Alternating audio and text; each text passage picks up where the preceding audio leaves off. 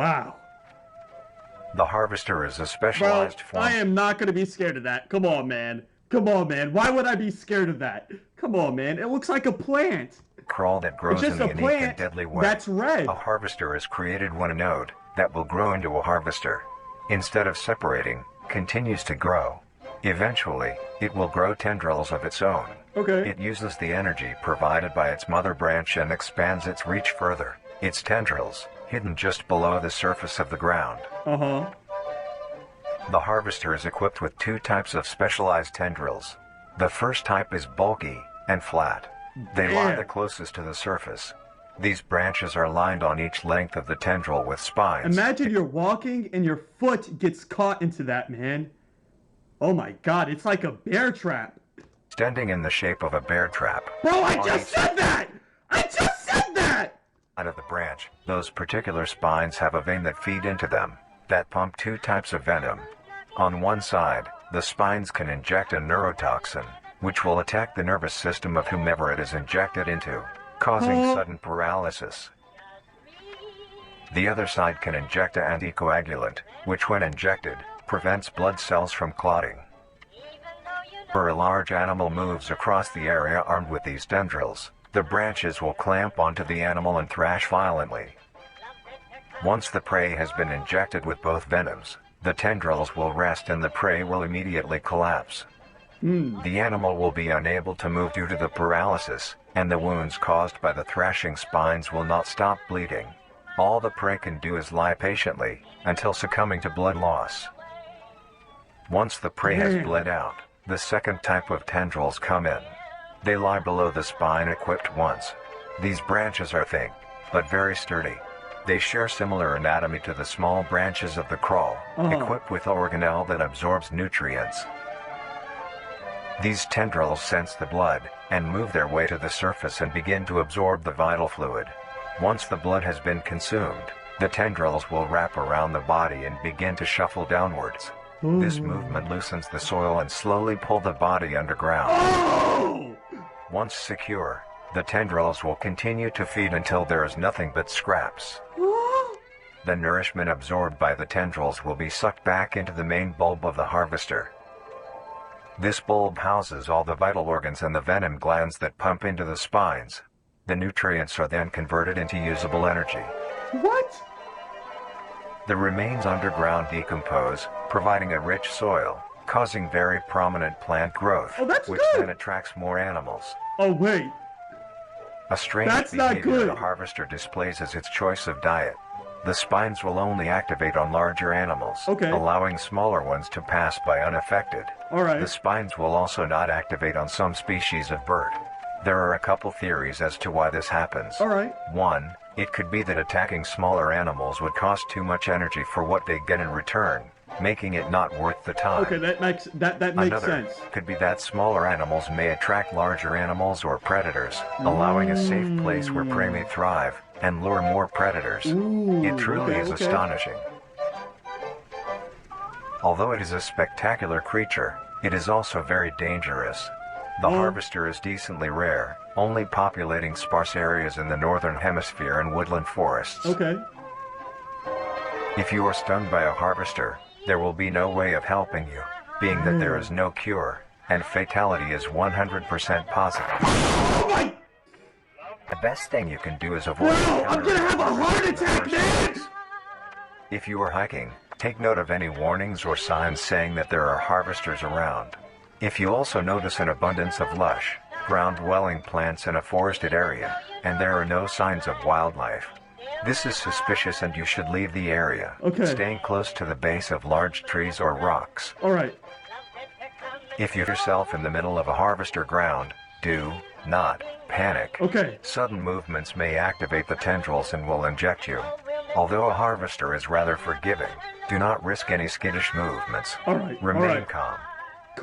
If you have any objects with considerable heft, like coats, backpacks, or full water bottles, gently take that object and lightly toss it towards the bulb, and away from your escape route. This will activate the spines on where the object lands, distracting the bulb for a moment. You gotta outsmart it. You will then slowly begin to do wide shuffles away from the bulb. If possible, Throw another object when you are certain you are a fair enough distance away, just to be safe. Okay, okay. Continue until you are completely sure you are out of harm's way. You may come out unscathed, but don't be too obnoxious, or you will be a harvester's next meal. Alright, so you just gotta be cautious. Next up is the host. Huh? Bro, what? The host of influence. The host? The host of influence, The host! commonly referred to as the host, has its name derived from a host who invites guests to an event. Huh? Not to be confused with the host, a harborer of parasites or disease. The host is a semi-humanoid looking organism. Okay. It has the structure of a head, torso, and arms. Alright. Other than this, it shares no other characteristics. The lower half of the host is comprised of a massive fibrous tissue and tendrils that burrow into the ground to hold the host in place. Whoa. Instead of skin, the host is covered in muscular tissue fibers, tendons, and veins. In some parts of the body are covered in a meaty plate, used to cover any large exposed areas, but allowing movement. Bro. The host's head has a smooth surface where the face should be, attached to a crooked neck, which houses a slit in the front used for feeding. What? On the host's back is a mound of pores. Protruding from these pores are hollow, hair-like structures, extending outwards. These hairs are barrels that release spores produced within host's body by being fired into the air. These spores are hazardous, so keep clear of them at all costs. Yeah. The host is rare. What? I live in North America! Obtaining info about the host is a very risky and daunting task because of their rarity and of how dangerous it is to be up close. The spores released by a host is very dangerous when inhaled. Okay. A host will release a cloud of spores into the air, which will be picked up by wind and carried great distances. If an organism inhales the spores, the particles will find their way into the organism's brain and infect them. Oh.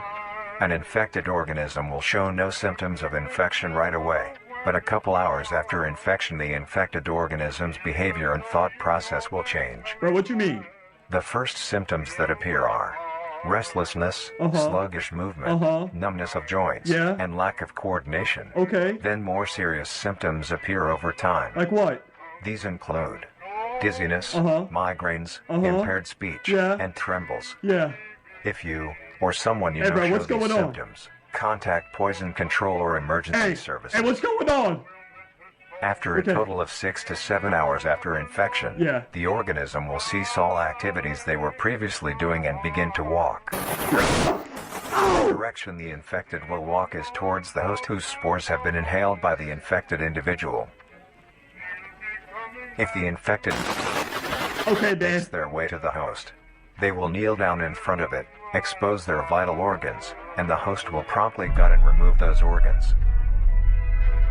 The host will consume them and discard the leftover scraps.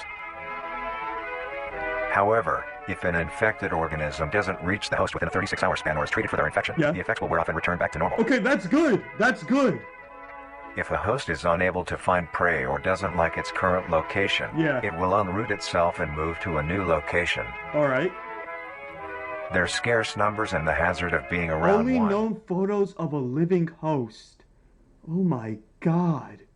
Makes getting info about the host very daunting. Yeah. All you need to currently know is that the host is extremely dangerous and should be avoided at all costs. Okay. Next, the monoliths. The what? The monoliths. The monolith? The monolith is a very new creature, only showing up in June of 1972 in the area of...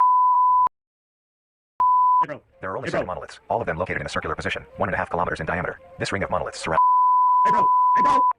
The monolith is a titanic-sized being, roughly 120 meters in height. What? Each monolith has 2 trunk legs that are firmly embedded underground. The legs connect to a torso. What? The creature itself is made of hundreds of thousands of meaty strands, tightly together to form the structure.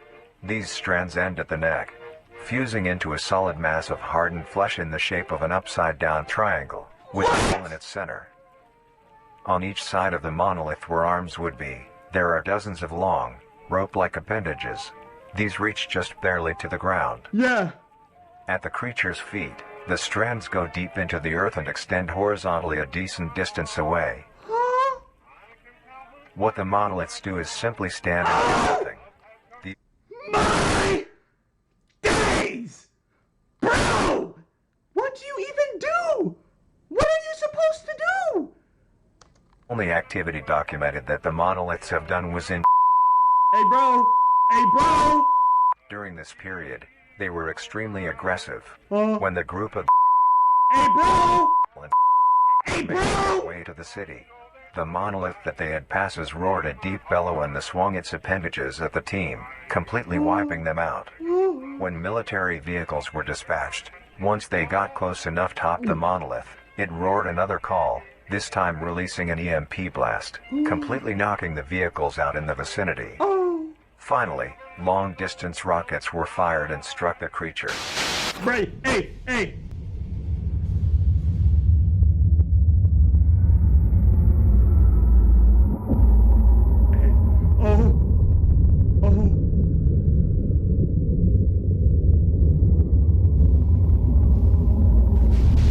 Although damaged, it regenerated at great speed and resumed its stance unscathed. Yeah.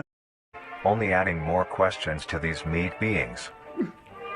And finally, the last creature on this list is... Yeah. Hey, bro! Hey, bro! Bro! Bro! Ow! The singularity is an orb comprised of a dark-colored mineral with hints of luminous colors within its core. Yeah, what? The singularity is estimated to be 1 meter in diameter. Yeah. The orb has several unique qualities that are not well understood. The singularity typically can be found suspended in air by an unseen force. There are also a variety of reading that have been documented coming from the orb itself. Okay. There are things like magnetic fields, energy signatures, and other pattern-like signals released by the singularity. The population of these creatures is unknown. Almost all info about the singularity is hidden or confiscated by officials. We were only able to receive one classified document about the singularity being held by...